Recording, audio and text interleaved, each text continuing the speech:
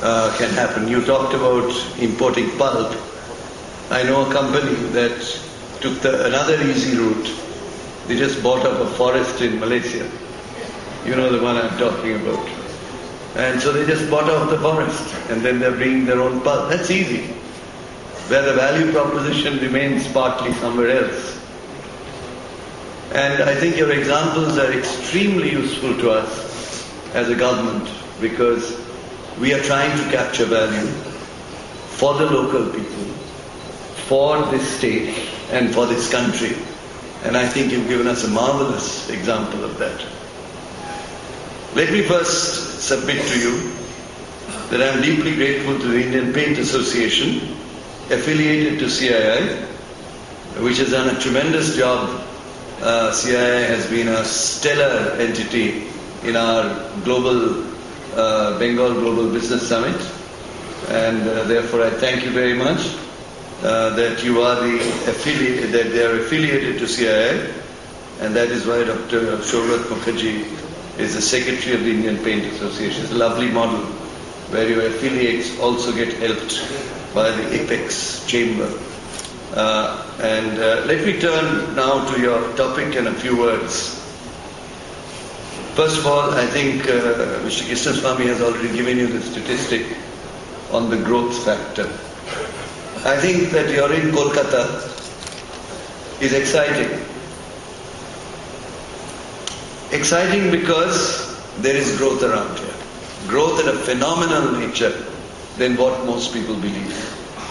The GDP growth in India, as you know, I've said this before, in 13-14 was 4.7%.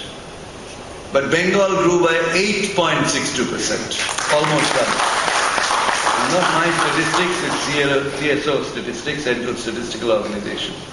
With GDP growth comes the possibility of the three things that you're here to talk about, particularly new markets and expansion of the business. As far as index of industrial production is concerned, the year 13-14 was awful for the country as a whole. Negative 0.1%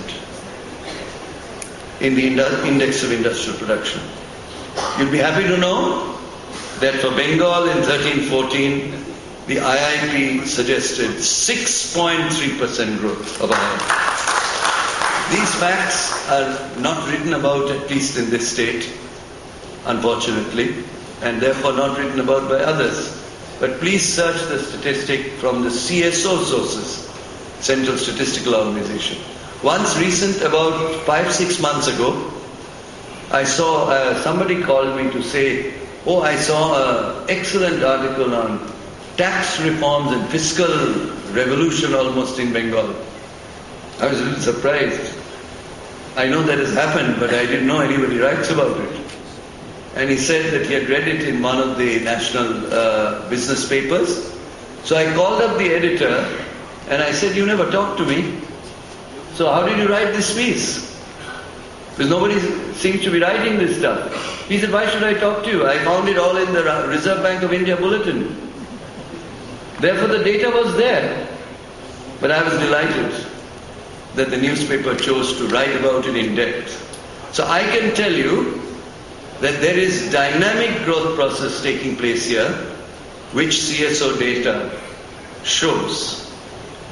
Let me give you capital expenditure in West Bengal. That's very important because of roads, schools, colleges, all this comes from asset creating capital expenditure. When we came to office, it was dismal. The previous government in the last year, 2010-11, capital expenditure growth in West Bengal was negative 26.08%. In other words, compared year on year, capital expenditure has shrunk.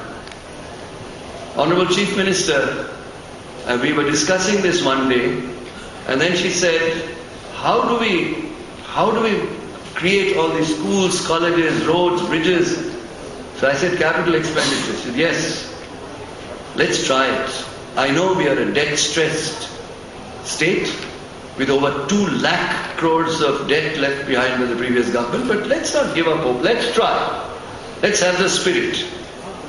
You'll be happy to know in 2011-12, capital expenditure grew from a negative 26% to a positive 24.17%.